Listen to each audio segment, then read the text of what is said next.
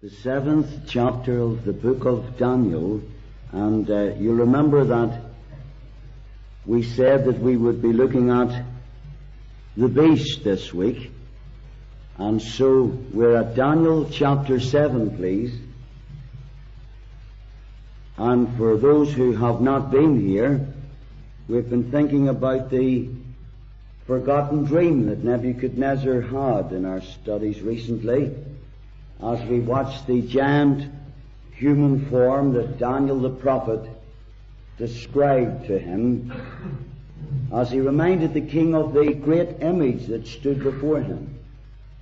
And we discovered together that this image was, in fact, in symbolic fashion, a panoramic view of the entire program of the period of Gentile supremacy and world domination politically being mapped out for us from its first manifestation whenever Nebuchadnezzar rose to power, right down to its future annihilation when Christ comes to the earth and smashes it to dust, and it blows away, and Jesus shall reign where'er the sun doth its successive journeys run.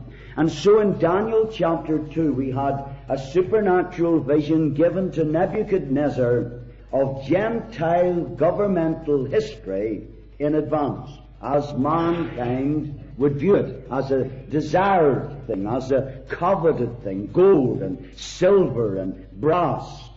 And then we linked this with Daniel chapter 8 and other relevant scriptures, and saw last time that we didn't even need to go out of the Bible to trace without any problem what these four great world empires represented. The head of gold was the Babylonian Empire from 605 BC right down to 540 BC. That was personified in Nebuchadnezzar. Thou art this head of gold, Daniel said to him. Then the Medo-Persian Empire was next.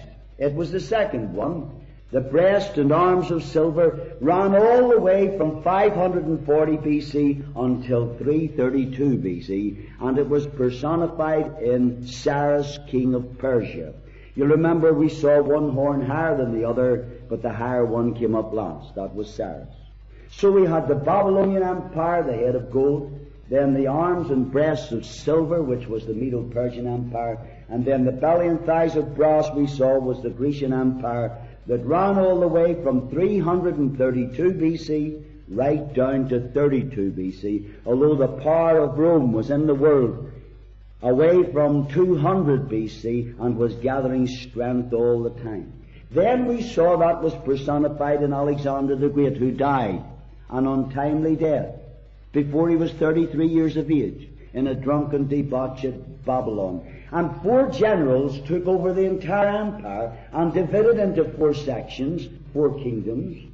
And you remember Cassander took Macedonia and Greece, Lysimachus took Asia Minor, and then it was Seleucus took Syria, and then Ptolemy took Egypt.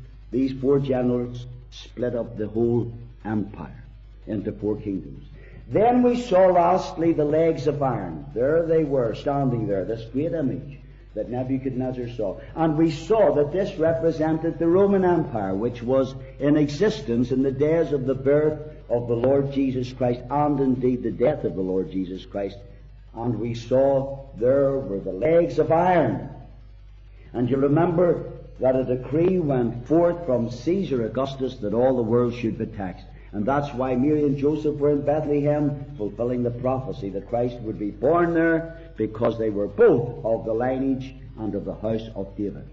We saw there were two legs, and this represented the Eastern Empire and the Western Empire being split in AD 364. You'll remember how the Roman Empire divided into two, one with its capital at Constantinople and the other with its capital at Rome.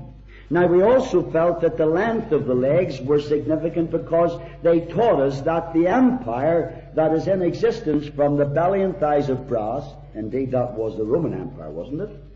The Roman Empire will still linger and continue to exist, and the characteristic features are to run on in some way until Jesus comes again to earth. And remember, that's approximately 7 years after he comes to the earth and takes us to heaven.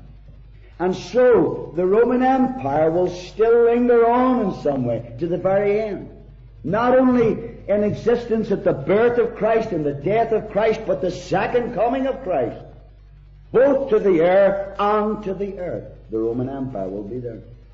Remembering, of course, that Daniel the prophet, couldn't see the church age, because the mystery of the kingdom, which in other ages was not made known, was hidden from him.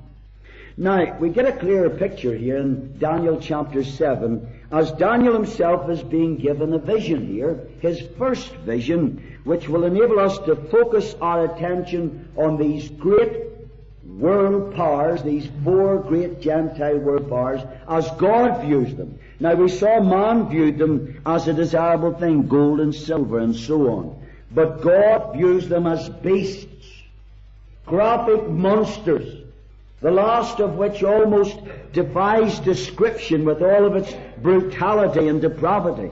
And just in case you think that I'm running ahead of myself saying that the four monsters that we're about to read about here relate to the four empires in Nebuchadnezzar's dream, and the same ones that we've been looking at in Daniel chapter 8, let me assure you I'll be proving that fact conclusively in this chapter, in verse 17 and verse 23, in a moment or two, so we're not running ahead of ourselves.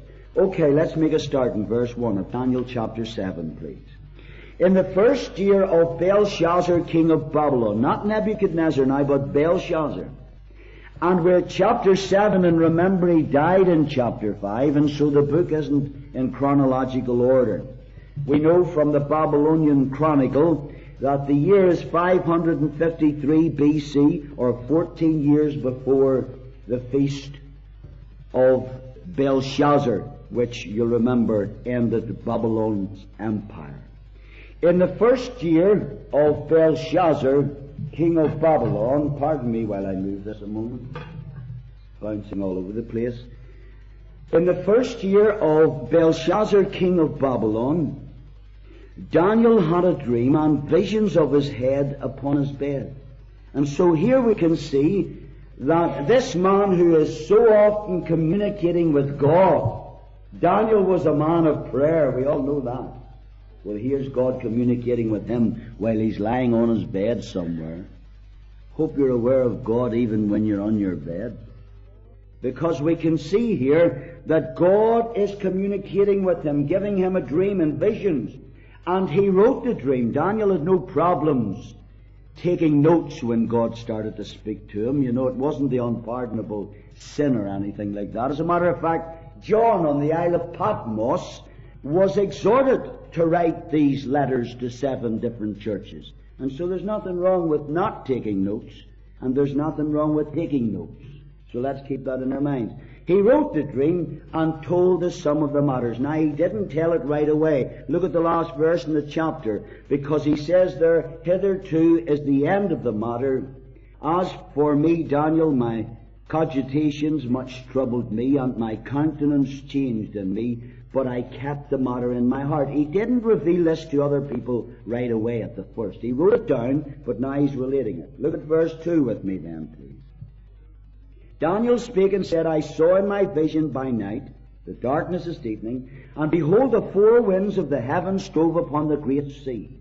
Now, whenever we see the 4 winds, a universal storm is suggested here. North, south, east, and west are in view. And whenever we talk about the great sea, then we have to compare Scripture with Scripture. Harmonize the Scriptures, isn't that what we learned?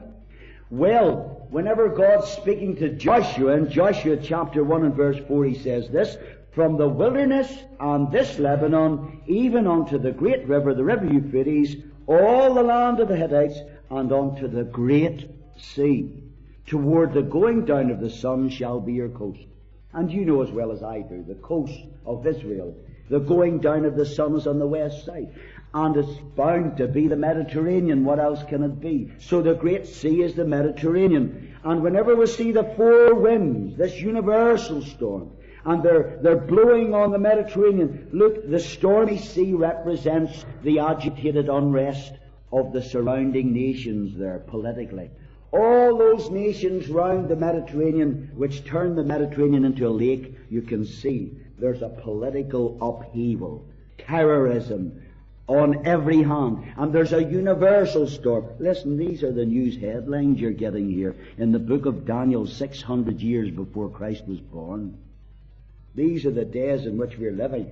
Right, and we read here in verse 3, and 4 great beasts came up from the sea, one diverse from the other. Now I told you that these are the 4 great empires, but so that you won't have any problem, go quickly to the interpretation in verse 16.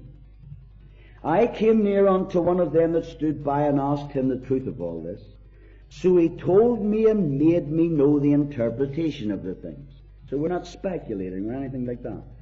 These great beasts, which are 4, are 4 kings which shall arise out of the earth, not from under the sea now, mark it, but from out of the earth, from the area of land surrounding the Mediterranean. And it's not only 4 kings. In verse 23, as usual, we see the kings represent their kingdoms. He said the 4th beast shall be the 4th kingdom upon the earth, and so on. So as it has been already in all our studies, we see that the kings represent the kingdoms as well. So here we can see in verse 3, 4 great empires rising up from the sea, diverse one from another, the Mediterranean area. The first was like a lion. We're back at Babylon again. It had eagle's wings, and you'll remember how that Babylon was personified in Nebuchadnezzar. And the swiftness of his rise to power is seen here in the eagle's wings. He has a lion-like ferocity. I beheld till the wings thereof were plucked, and it was lifted up from the earth, made stand upon the feet as a man, and a man's heart was given unto it. That's his testimony. Bobby's given his testimony tonight. Well, here is Nebuchadnezzar's testimony. You see, he got lifted up and he got his wings clipped. And he gives his testimony in chapter 4. He lost his beast-like nature and was more human in his heart after he got saved, you know. Then the second one, verse 5, and behold another beast. Here's the Medo-Persian Empire again that we've been reading about. We don't need to go into all this. You've already done your homework. Another beast, a second like a bear, and it raised up itself on one side. You remember we saw the supremacy of Persia over the Medes in chapter 8 when we saw one horn higher than the other. Well, here it's just simply one side higher than the other. It's the same thing. And it had 3 ribs in the mouth of it, between the teeth of it, and they said thus unto it, Arise, devour much flesh. That's the 3 ribs, the triple alliance of the 3 kingdoms of Lydia, Babylon, and Egypt that I talked about last week in chapter 8 and verse 4 as the ram pushed westward, northward, and southward. I know you're getting all this, those who have been following the studies. So here's the 3 ribs in his teeth, and this great bear raised on the one side, and they're saying to it, Arise and devour much flesh, crushing and devouring. After this I beheld, and lo, another, like a leopard. And so here, leaping upon his prey, with silent lightning speed, comes the Grecian Empire, Alexander the Great again, which had upon the back of it 4 wings of a fowl. The beast had also 4 heads, and dominion was given to it. So you've got these empires again, haven't you? Babylon, Medo-Persia, and now Alexander the Great and the Grecian Empire. The 4 heads, I've already told you, were the 4 generals. We needn't go into all that again. But let me just say this to you. If you add all the heads together, well, you can see that this one has 4 heads and the other 3 have 1 each, and so that's 7 heads altogether. Will you remember that? 7 heads altogether. Now, verse 7. After this I saw in the night visions, and behold, a 4th beast. Now, he compares the rest to animals, at least in a certain sense. But this one is an unnatural monster. There's no animal that he can choose to represent this. After this I saw in the night visions, and behold, a 4th beast, dreadful and terrible and strong exceedingly, and it had great iron teeth. Oh, there's our clue. You'll remember we looked at Deuteronomy 28 last week, 3,000 years ago, Moses prophesying about that nation coming against them from afar, and how that they would have a tongue that they wouldn't be able to understand, and that they would put a yoke of iron, the iron legs of Rome. Here we have again the iron-like kingdom of the Roman Empire. Right, so it has great iron teeth. It devoured and brake in pieces and stamped the residue with the feet thereof. It was diverse from all the beasts that were before. It was different, I told you that. And it had 10 horns. Now, you'll remember that whenever we were looking at the image that Nebuchadnezzar saw in Daniel chapter 2, it had 10 toes. And we found out in verse 44 of chapter 2 that the 10 toes were 10 kings that made up a kingdom. Well, here we have 10 horns. It's the same thing, only God sees them as beasts.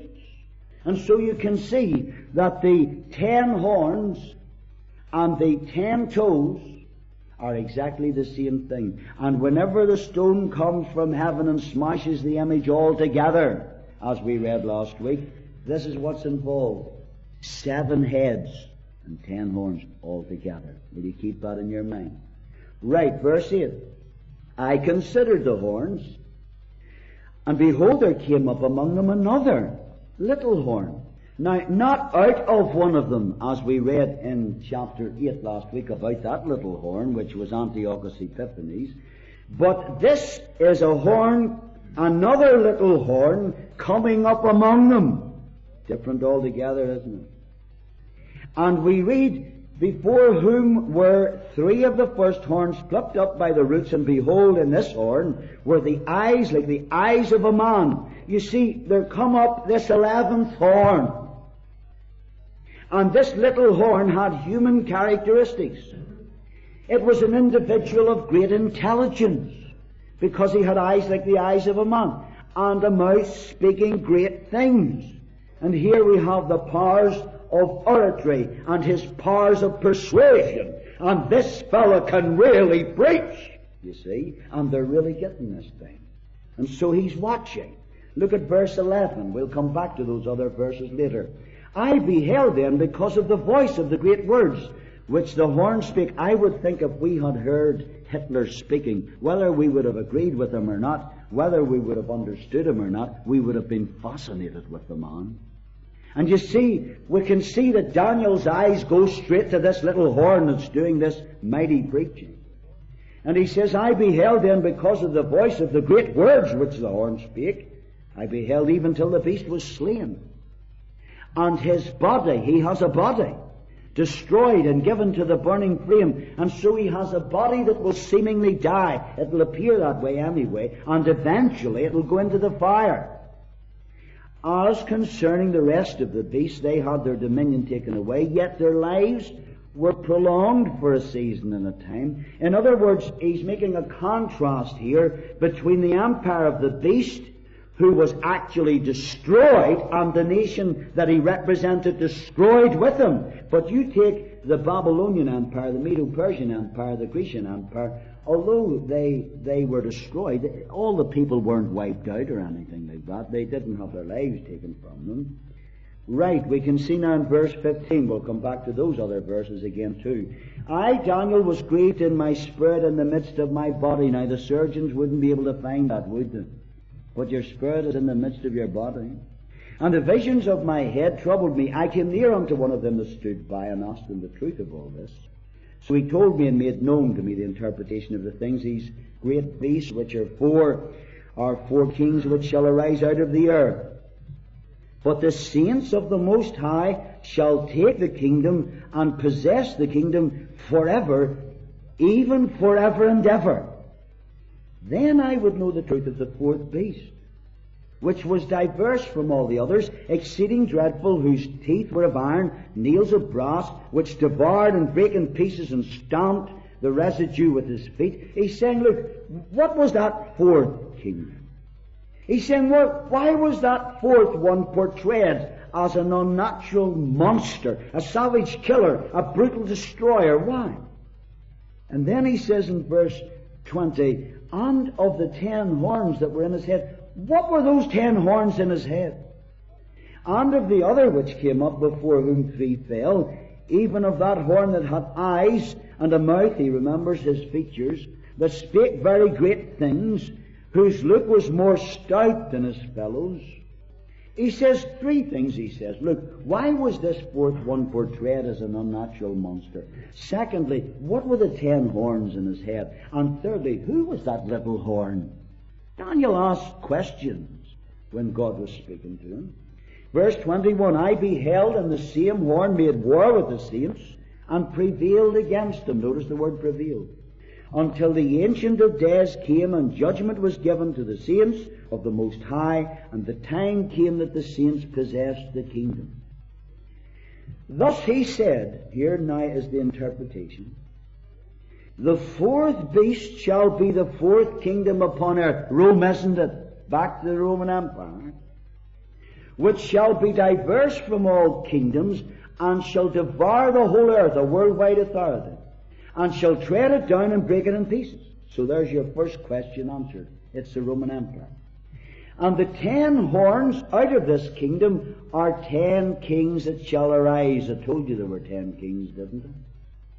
You see, I want you to realize, child of God, that we're looking at the last stage of Gentile supremacy, and the 10 horns are 10 kings. And the 10 toes were 10 kings in chapter 2. And don't be looking for 10 kings reigning together simultaneously, all at the one time, anywhere in the past, because they're not there. Neither were they destroyed all at the one and the same time anywhere in history. You're going to have to come up with 10 kings, all ruling at the one time and all being destroyed at the one time, if you're going to say this is possible. Daniel 2:44, Revelation 13:1, Revelation 17:2, all make it clear. It's yet future. This can't be anything else but a revival of the Roman Empire with the political beast at its head. That's what we're watching here. We're right at the end, remember. We're watching the 10 toes. They'll still be there when we're in heaven. Are you getting this? Look at what it says in verse 24. And the 10 horns out of this kingdom are 10 kings that shall arise, and another shall arise after them. And he, it's a person, shall be diverse from the first, and he shall subdue 3 kings, and he shall speak great words against the Most High. It's a satanical person.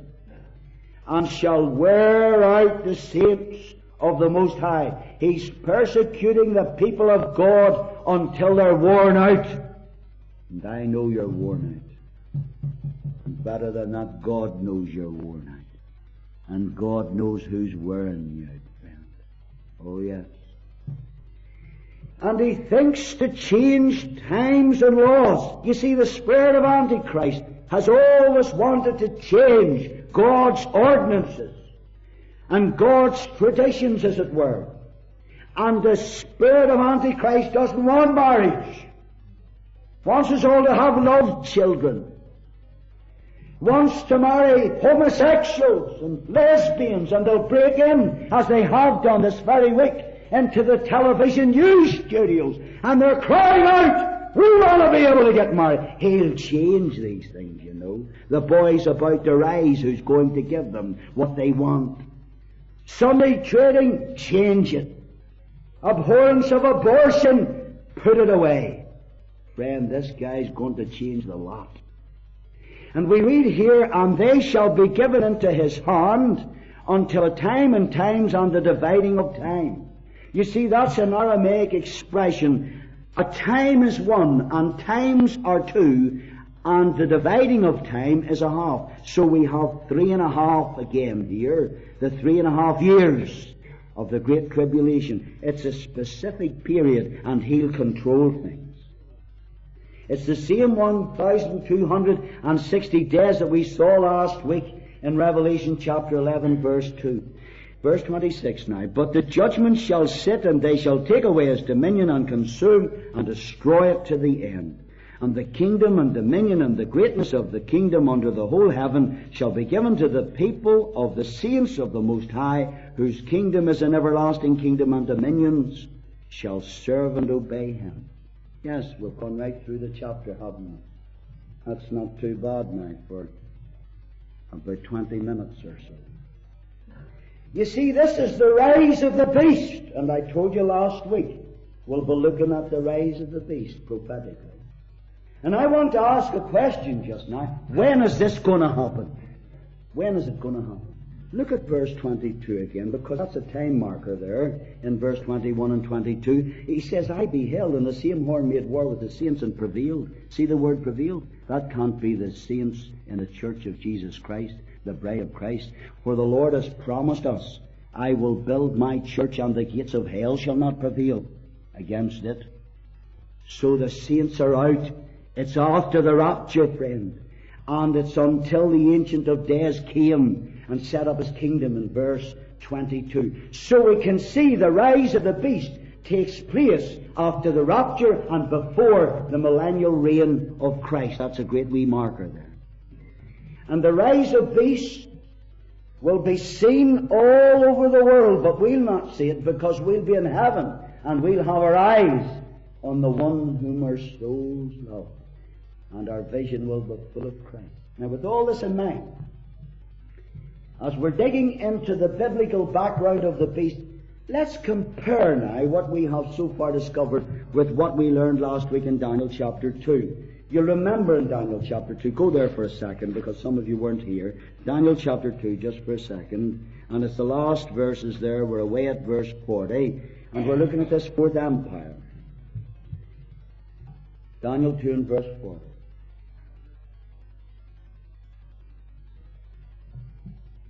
And the fourth kingdom shall be strong as iron, for as much as iron breaketh in pieces, and subdueth all things. And as iron that breaketh all these, shall it break in pieces and bruise. And whereas thou sawest the feet and toes, do you see the toes? The image hadn't boots on. Part of potter's clay and part of iron. The kingdom shall be divided. But there shall be in it of the strength of the iron, forasmuch as thou sawest the iron mixed with miry clay. And as the toes of the feet were part of iron and part of clay, so the kingdom, so the toes make up a kingdom, shall be partly strong and partly broken. And whereas thou sawest iron mixed with miry clay, they shall mingle themselves with the seed of men, but they shall not cleave. They won't adhere one to another, even as iron is not mixed with clay. And in the days of these kings, so let me say these 10 toes are 10 kings, and they make up a kingdom. But you can see they won't cleave one to another.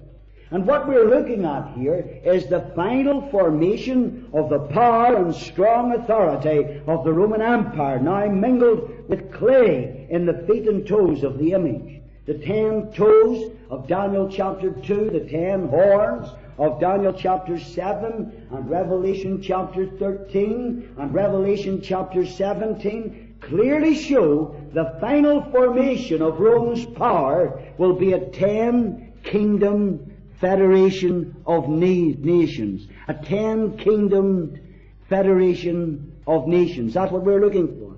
Revealing the fact that the old Roman Empire will be revived in a different form as a 10-kingdom Mediterranean, European, mutual confederation. Do you know anything like that today? Are you reading your newspapers? A 10-kingdom Mediterranean, European, mutual confederation. And these 10 united kingdoms are seeking to maintain an unnatural unity of dictatorship and democracy, and they're going to the extent of mingling themselves, and they're mingling themselves economically and politically and religiously and with regard to their foreign policy, not to mention the fact that geographically you won't even need a passport anymore to cross each other's borders. You seen anything like this around recently? Are you getting the picture, are you?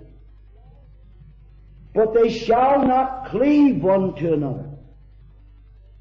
Somebody might ask, George, how could this be the Roman Empire when the Roman Empire fell away? How could it be in existence when Christ comes? Yes, it did fall away. Rome, regal Rome, not papal Rome, but regal Rome fell away in name.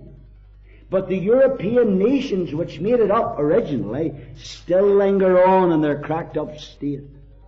And although it was never gone completely, because papal Rome believes in ruling the state, don't forget, as you can see in Spain, for example, although this was a mere shadow, is the present European common market foreshadowing the impending revival of this empire? Of course it does. There can be no shadow of doubt about it. We're talking about all the countries that surround the Mediterranean, the old Roman Empire. That's what we're at just now. We're seeing a revival of this. We're seeing all these European states coming together. Churchill called them the United States of Europe. The common market, friend, was created by the Treaty of Rome in 1957. And the countries that are in it could never truly adhere together, as a quick glance at their history would show you. How could Britain and France ever really become one? How could France and Germany ever really become one? What about Italy and Belgium? And remember, they're meeting in Brussels. Look, you even can bring this thing down to Britain and Southern Ireland, and they can have an Anglo-Irish agreement and they can agree about nothing. Is it right or wrong? They won't cleave. They won't stick together, will they? It just won't happen. You know, even Mr. Paisley, I was looking at his Democratic Unionist EEC election manifesto this week, because I keep these things, you see, for future reference. And he says in his election manifesto that he only wants elected into it to blow it to pieces. All he wants to do is wreck it. He says, and I quote him, the EEC is a con trick. That's what he said when he was wanting elected into it. He says the DUP stands more in opposition to the EEC than ever. You see, I'm only bringing out a point. It was significant that he even mentioned the prophetic implications of the EEC to the prophet Daniel. I was going to bring it and read it to you, but I thought there wouldn't be time. Now, maybe you're asking, George, what do you know about politics? What do I know about politics? Now, you mightn't think it, but there was a day when I took my seat in the House of Commons. There was. Although Jim Kilfetter wasn't on telling me to get up, I wasn't allowed to sit there. Well, good.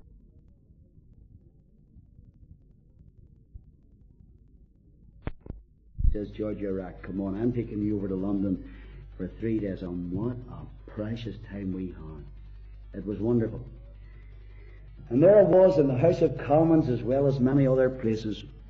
I says to Jim Kilfetter, tell me, where does Mrs. Thatcher sit here? He says, that's her seat there. So I waited until Jim wasn't looking and I sat on it. I just took over the entire country for about 4 seconds before Jim turned round and said, George, get up, you're not allowed to sit there. Oh, but he was too late, I'd already taken over. But you know, as we get back to the Bible quickly again, because we've got to, allow me to ask you a question. Has anything like this ever happened in history?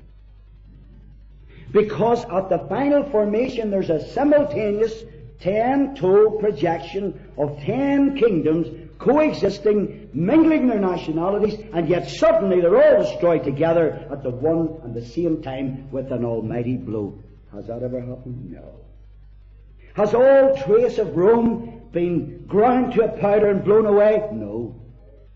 When did the stone come and smash all Gentile supremacy? When did Christ set up his 1,000-year reign? Be honest, friend, it never happened. There are boys running around preaching all over our country that this has all happened. I never saw it. When they came to the Lord Jesus that says, crucify him, we will not have this man to reign over us. Don't tell me he took his kingdom. And for the next 1,000 years we were in the dark ages, friend. We weren't in the millennial reign. I don't know what they're talking about. But I'll tell you this, the consummation of the whole thing can't be too far distant, because the handwriting is on the wall of world events today. Israel has survived the first 40 years of her wilderness experience of being a nation again in her own land, after almost 2,000 years of being thrown out of it. The rapid growth of the ecumenical movement with its World Council of Churches, which will culminate in a Babylon of Revelation chapter 17 and chapter 18, with all of its Christless, lifeless, bloodless, crossless religion. The swift alignment of the nations into a European economic community. The development of the microchip, the computer, scanning devices in your banks and in your grocery stores. Computer readout lines pricing everything we purchase. Satellite TV, cable TV, and I tell you, you haven't a clue what's coming through cable TV. And I don't mean the filth that they're going to broadcast through it. I mean they're going to turn it into a two-way thing, and you'll be able to watch them, but they'll be able to watch you. And I'm not dreaming anything up, friend. They can do this already. A conglomeration of other recent developments, as well as all these, are crying out for Satan's Superman to rise and assume control of all the nations of the world right now. George, why are you telling us this morning? Because this is only till He comes. That's what the Lord Jesus told us. It's only till He comes. Let's check again the timing of the rise of the beast in 2 Thessalonians for a moment or two. 2 Thessalonians chapter 7, please. I beg your pardon, chapter 2 and verse 7. 2 Thessalonians chapter 2 and verse 7.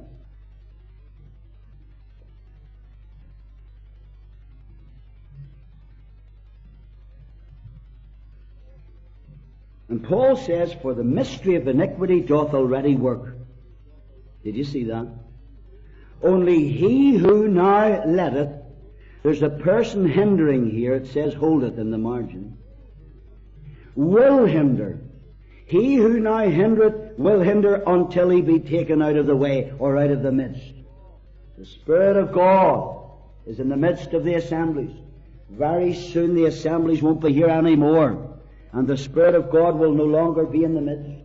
Listen, here is the foreshadowing of the beast in view. There are two separate programs in operation in the world today. God's program of righteousness, the mystery of godliness, which in the fullness of time was and is headed up in the form of God manifest in flesh, the Lord Jesus Christ. But there's another program existing and operating in the world today, Satan's program of sin, or the mystery of iniquity, which doth already work, as Paul says here in this verse, and which cannot be headed up in the form of the beast, the Antichrist, the devil's Messiah, until he who now hindereth be taken out of the way. Patience with evil, or God's tolerance with Satan and sin. Now, 1 John 2 says this. Listen carefully, I'll read it. 1 John chapter 2 says, little children, it is the last time. Now, that's almost 2,000 years ago. And as ye have heard that Antichrist shall come, and John says Antichrist shall come, even now there are many Antichrists, whereby we know that it is the last time. So John says there is the Antichrist, and there are also many Antichrists. The spirit of Antichrist is always with us. One of his characteristics, I've noticed, is that it always wants to combine the church and the state. And that will come to the fore whenever the beast rises. He'll combine the whole thing. But Antichrist shall come, John says, and he's a person with so many titles in God's Word that they're far too numerous even for us to mention, never mind look at. The wicked one, the crooked serpent, the little horn, the beast, the enemy, the adversary, the prince that shall come, the proud man, the king of fierce countenance, the Antichrist, the willful king, the head over many countries, the mighty man, the evil man, the idle shepherd, the profane and wicked prince, the spoiler, and we could go on and on and on. God put this all in our Bibles for us to read about and understand about. He's in the Psalms, the prophets, the Gospels, the epistles, the Revelation. He's right throughout the Scriptures. And these titles teach us quite a lot about his form. Look at verse 1 of chapter 2 of 2 Thessalonians.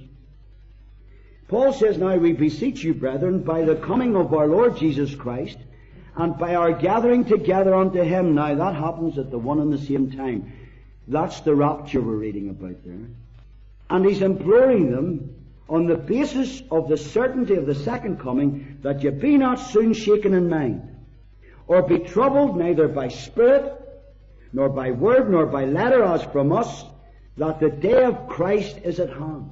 He's saying, look, don't you listen to any of these false spirits, these untrue utterances. Or don't be listening to any word, any prophetic pronouncement, or any lying letter that's supposed to be from us because we haven't sent it.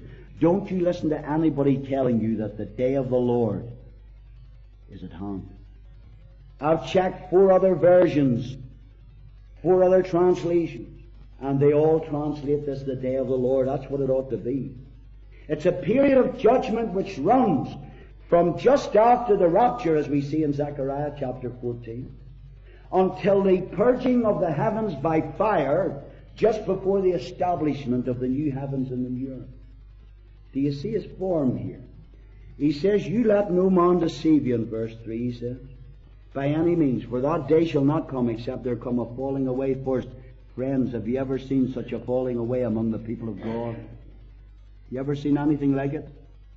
Believe me, it's happening all over the country at the one time. "And that man of sin be revealed," the son of perdition. You can see his form. He's a man. That's his humanity. But you can see his fashion. He's a man of sin. That's his iniquity. He's a person representing a power. And we see not only the rise of the beast here, but also something of the religion of the beast. Look at verse 4. "Who opposeth and exalteth himself above all that is called God, or that is worshipped, so that he as God sitteth in the temple of God, showing himself that he is God." You see, that's his fanaticism. He's opposing and exalting himself above all that is called God. He hates in his madness all that's of God. He'll search out everything that's of God. He'll destroy it. This is a spirit that entered Saul of Tarsus until the Lord knocked him on his back on the Damascus road and made him look up and made him the mighty Apostle Paul. His fantasy can be seen here as he sits in the rebuilt temple. Listen, many of you have been with me in the Dome of the Rock. It's coming down soon, friend. Don't ask me how. I tell you it's coming down. Mark my words. This is 1988 for you who are listening on tape. It's coming down soon. And then the temple is going to be rebuilt. And this man is sitting in Jerusalem on Mount Moriah in the temple area, in the temple, and he's telling himself and showing himself that he's God. Idi Amin. Do you remember Idi Amin? He pinned so many medals on his breast that he was like a walking Christmas tree. He gave himself all the honors he could dream of. But this creature attributes to himself divine titles, divine offices above that which is God. He's completely opposed to God. And he's completely possessed by the one who thinks that he'll set his throne above the throne of God. God made man in his own image, and now Satan is making God in man's image. Look at verse 5.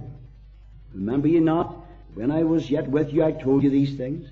And now you know what withholdeth, that he might be revealed in his time. For the mystery of iniquity doth already work, only he who now hindereth will hinder until he be taken out of the midst. And then," there's the timing, "shall that wicked," see the capital W? "Wicked one," talking about a person, "be revealed, whom the Lord shall consume with the spirit of his mouth, and shall destroy with the brightness of his coming.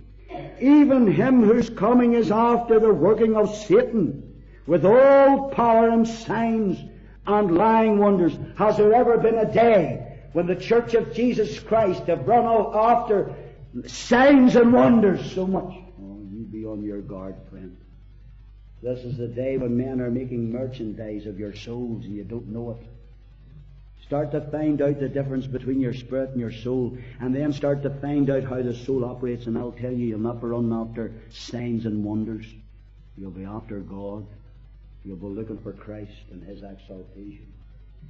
Yes, we can see His fakery, lying wonders. We can see His future. He's going to be destroyed in a uniquely reserved ways by the brightness of Christ's coming.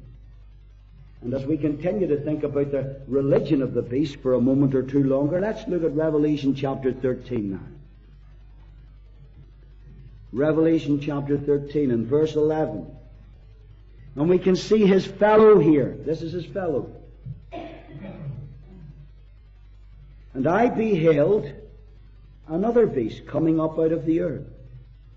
And he had two horns like a lamb. And he spake as a dragon. You see, his credentials are convincing.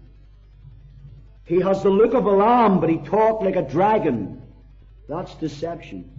For chapter 13 and verse 12. And he exerciseth all the power of the first beast before him, and causeth the earth and them that dwell therein to worship the first beast, whose deadly wound was healed. Hold on to that expression for a moment. Whose deadly wound was healed.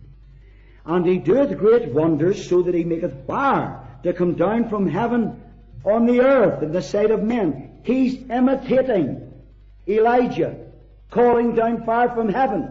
I don't know whether he uses satellite and a laser beam to do it or not. I haven't a clue. And deceiveth them that dwell on the earth by the means of those miracles which he had the power to do in the sight of the beast, saying to them that dwell on the earth that they should make an image to the beast, which had the wound by the sword, and did live. There's that wound that was healed again. You see, his fetish is putting an image in the temple, and the Jews will realize what a mistake they've made. God said, Thou shalt not make unto thyself any graven image or any likeness of anything that is in the heaven above, or the earth beneath, or the waters under the earth. Thou shalt not bow down thyself to them, nor serve them, for I, the Lord thy God, am a jealous God. Listen, they'll realize this man is not the Messiah.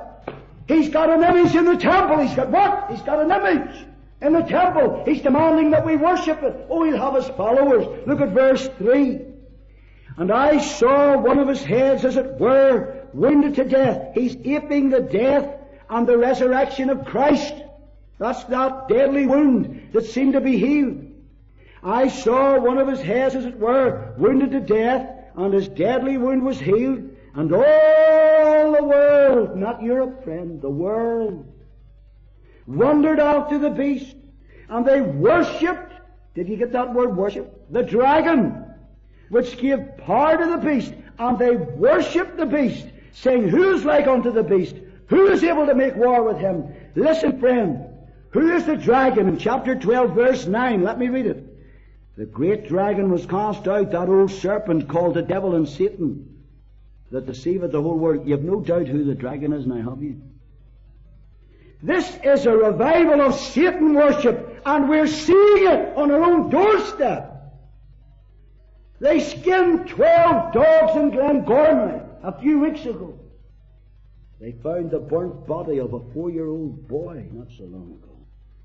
Friend, I'm telling you, there's a revival. You're praying for a revival, so are they. There's a revival of Satan worship here, and they're worshiping the devil all over the world. And they're worshipping the beast. And they're saying, Who is like unto the beast? Who is able to make war with him? There's his followers. Yes, we can see the rise of the beast and the religion of the beast and the realm of the beast. Look at verse 1. Because we see the realm of the beast clearly here. I stood upon the sand of the sea. Now the sea here isn't so much geographical as we were looking at in Daniel, as metaphorical. Now why do you say that, George? Well, look at chapter 17, verse 1 for a second. And there came one of the 7 angels which had the 7 vials, and talked with me, saying unto me, Come hither, I will show unto thee the judgment of the great whore, that sitteth upon many waters. Hold on to that expression. Look at verse 15. He said unto me, The waters which thou sawest, where the whore sitteth, are peoples, and multitudes, and nations, and tongues. So you can see it's like Isaiah 17 and verse 12 when he says, "Woe to the multitude of many people which make a noise like the noise of the seas, and to the rushings of the nations that make a rushing like the rushing of mighty waters." Here we're seeing the nations. "And I stood on the sand of the sea and saw a beast rise up out of the sea, having, watch it, 7 heads and 10 horns." Do you remember I told you they had the heads up? 4 and 3, 7. The 10 horns. "And upon his horns were 10 crowns, upon his heads the name of blasphemy." Here's King Blasphemy. "And the beast which I saw was like a what? A leopard." Oh, I hadn't time to write it down, but Pat preached last Sunday night mightily on Psalm 22. And he says when men reject God's word, they become beasts. Here's these beasts again. He says, "The beast which I saw was like a leopard. His feet were as the feet of a bear. His mouth is the mouth of a lion." You've already seen it all in chapter 7 of Daniel. "And the dragon gave him his power and his seat and great authority." The kingdom, power, and glory belongs to this man. Oh yes, you're seeing the realm of the beast. Here's the revived Roman Empire. This is a symbolic picture with 7 heads and 10 horns. He not only embodies the satanic power that energized the old Roman Empire with the 10 horns, but he embraces all that has gone before. He's the sum total of the entire power of the whole image that Christ will destroy. He has the whole 7 heads, world dominion, universal power. You getting this, man? The splendor and the magnificence of Greece, the leopard. The strength and the might of Medo-Persia, the bear. The sovereignty and majesty of Babylon, the lion. And his fullness is the usurped kingdom and power and glory of the devil that he has fallen down before and worshipped and received. And you remember the Lord Jesus was offered the same power if only he would fall down and worship Satan, but he wouldn't have it. Well, here's the boy that's going to do it.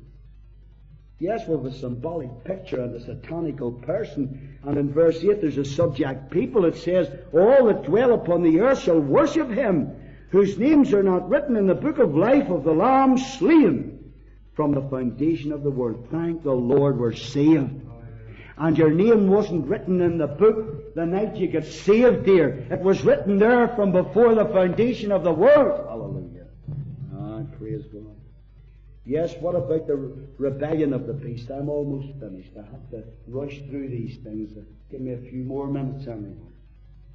We can see the rebellion of the beast. He's the ultimate rebel against God personified, although not in an incarnation in the sense that Jesus Christ is the very incarnation of God manifest in flesh. But this fellow is absolutely full of Satan. Look at his features in verse 5. "There was given unto him a mouth, speaking great things and blasphemies." Here's a sermonical persuasion, the powers of oratory again that Daniel talked about. "And power was given unto him to continue 42 months. That's the specific period again, 3.5 years. Are you getting all this? You can see clearly that we're talking about the same person, the little horn. We can see his folly. In verse 6, he opened his mouth in blasphemy against God. That's where he went off the rails, friend. To blaspheme his name and his tabernacle and them that dwell in heaven. Look at his fury. "And it was given unto him sovereign permission to make war with the saints and to overcome them. And power was given him over all kindreds and tongues and nations," a supernatural power over a subject people. Yes, you can see. He's a rebel against God and his saints. He's a rebel against his neighbor nations. He takes 3 of them and they'll fall. He's a rebel against the whore in chapter 17. He's the most dangerous egomatic that the world has ever seen. He's the last emperor. That's who he is.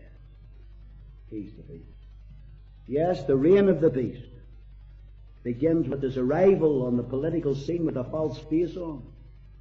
He's coming bringing peace. He's the white horse rider in Matthew 24. Yes, you can see his confederacy. Yeah, I've called it his federacy, just so that it'll all be it. You see, that'll form as soon as the International Board of Directors will back him to the hilt. In chapter 17, verse 12 and 13. Look at that just for a second. Chapter 17, seeing we're so near it. Verse 12. And the 10 horns which thou sawest are 10 kings, which have received no kingdom as yet. That is, the Confederate kingdom didn't exist in John's time. It doesn't even exist yet today. But there's a parliament here with a president. They receive power as kings 1 hour with the beast. These have one mind, and shall give their power and strength to the beast. There's his board of directors. There's his confederacy.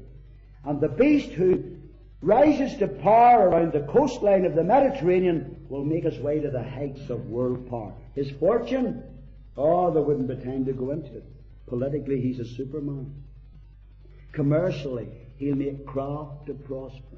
Militarily, nobody will be able to stand before the beast. He gets his power from the devil. And remember, he's able to rule, and he's able even to make war with the saints and overcome them. Financially, listen, what's going to happen to your bank account if the Lord comes today? See how that he is looking up now. That hit you where it hurt, didn't it? What's going to happen to your car? What's going to happen to your washing machine? What's going to happen to everything every child of God has all over this world? What's going to happen to your job? It's going to solve unemployment in a flash. There's going to be no debt anymore at that time. There'll be prosperity in every hand. Everybody will have washing machines yours. Oh, yes, we'll not need, praise God, yes indeed, brother, we'll not need washing machines anymore. We'll be free even from the stain of sin. We'll be with the Lamb in all His glory. They can keep the washing machine. Yes. Friend, you can see financially that there's going to be plenty. And I haven't time to go into it all. I could. The references are here, but the time's gone. His religious power, well, Babylon and Rome will back him to the hilt until he turns on them. His fraud, he'll make a covenant with Israel. And in the midst of Daniel's 70th week, 3.5 years after he makes the covenant, he will break it, move in, put his image in the temple, and they'll realize what has happened. The rage of the beast will expose itself in his fury against the whore. He'll turn on the whore, you know. His frenzy against Israel, he'll drive them out, persecute them. His ferocity against those who will not bow to him and receive his number on their forehead or on their hand, friend, not on it, in it. And how we would love time to go into all that.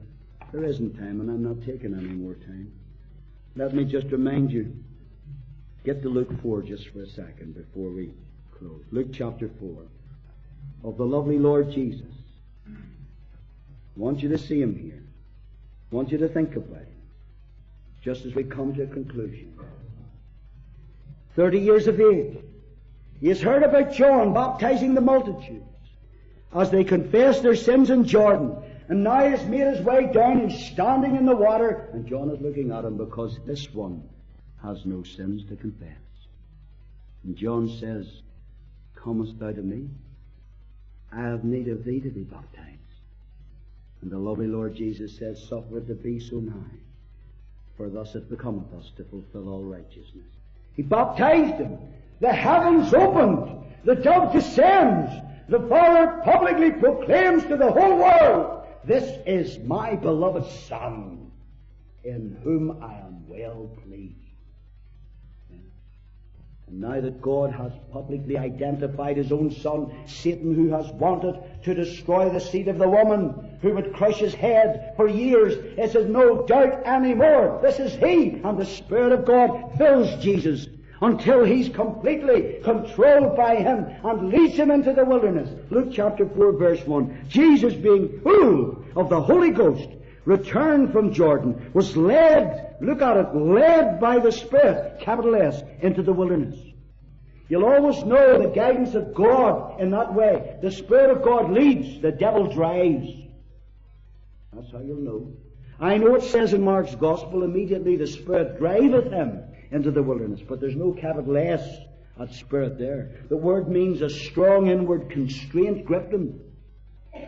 And remember, it was immediately after baptism. He's in the wilderness. There was no time for anything else. He didn't gather any disciples together. John didn't say, "Behold the Lamb of God." That happened 6 weeks later. But now, the temptation is a continuous experience for 40 days and 40 nights. Verse 2, being 40 days tempted of the devil, and in those days he did eat nothing. When they were ended, he afterward hungered.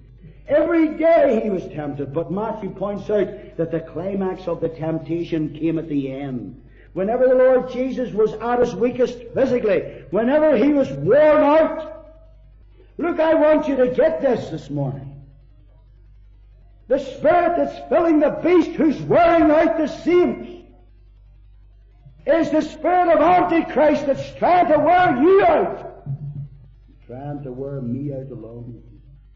It's the same spirit that wore out Christ in the wilderness. I want you to get that. Are you worn out? And you can see here, nervous fatigue, gnawing hunger were at their peak, and now the devil's coming. And the Lord Jesus has suddenly been taken into this satanic situation, which he didn't go looking for. He didn't go seeking for it himself. And this can happen to us at times, you know, believer.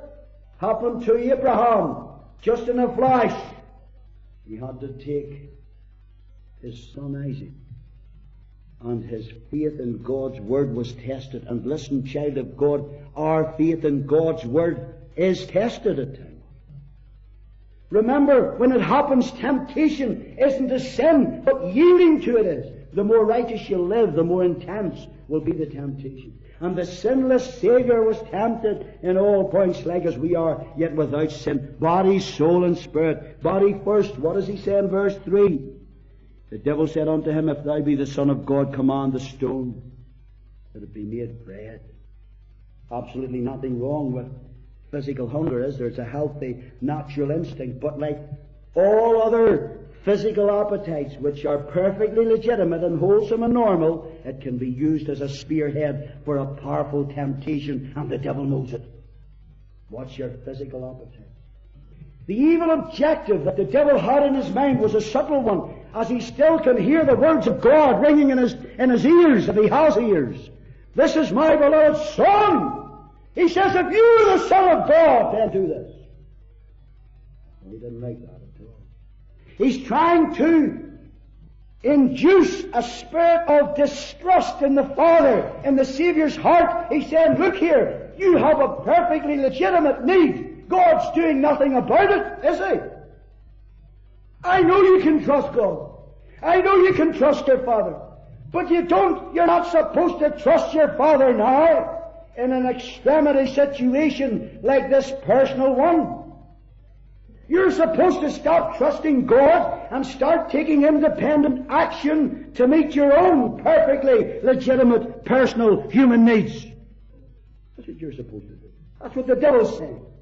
Listen, child of God, can we be trusted to make the right choice in trying circumstances, or can we only trust God so far and no further?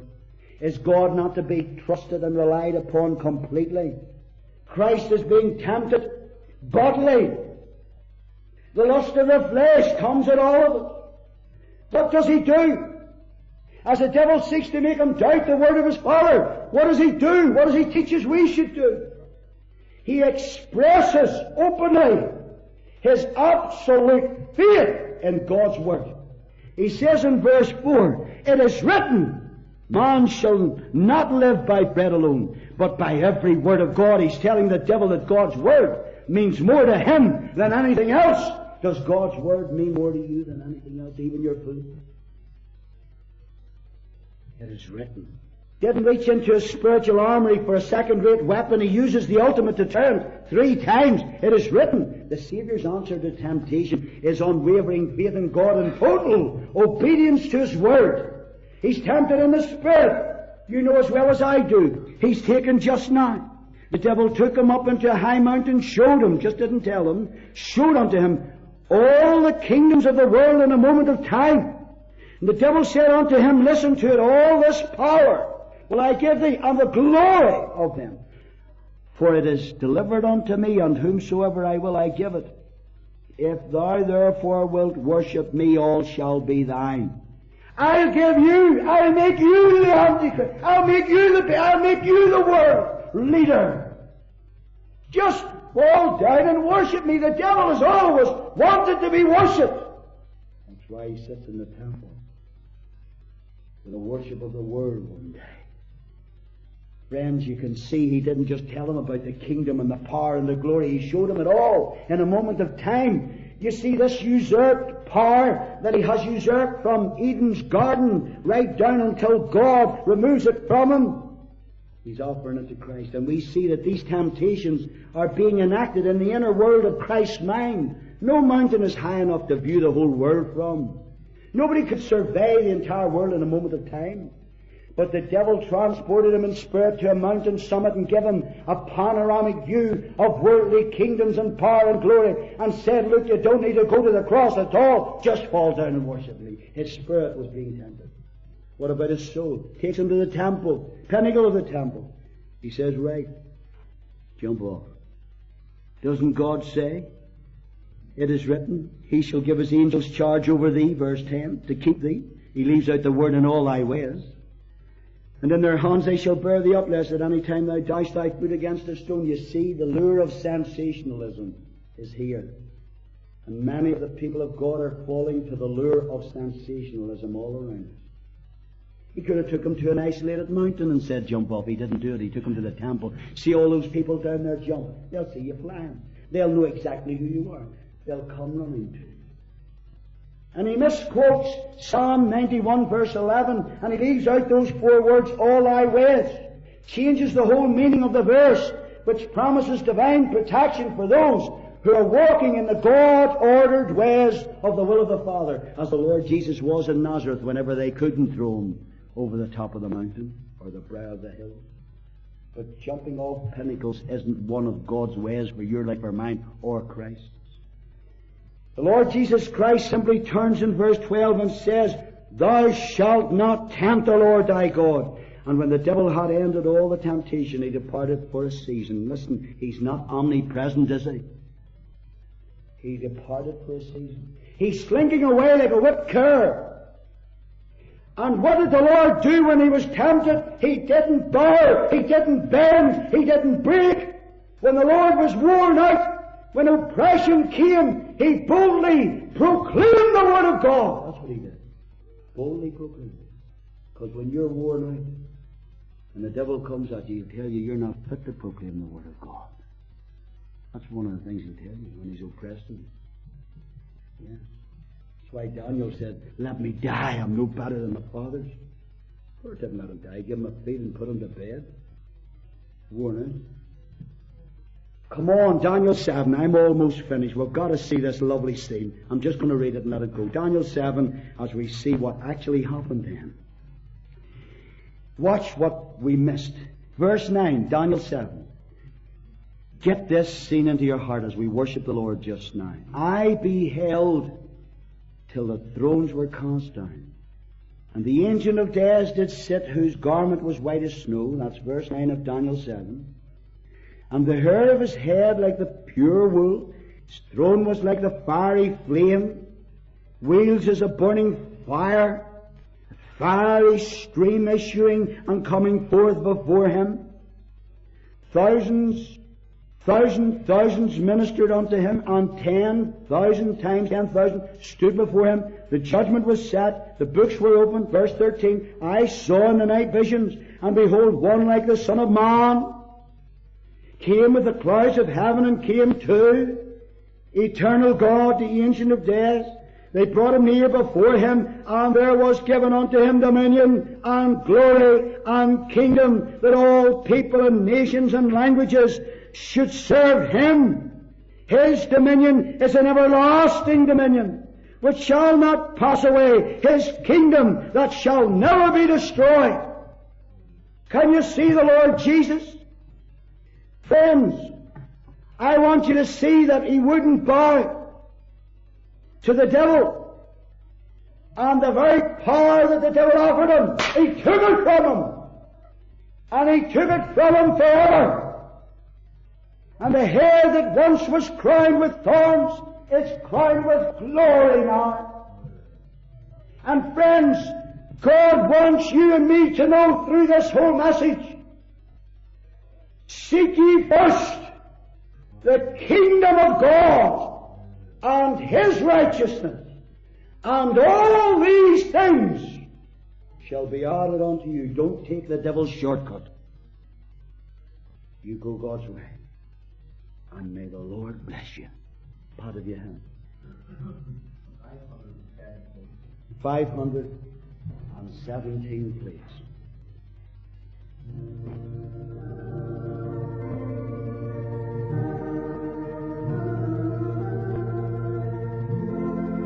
Starting to sing.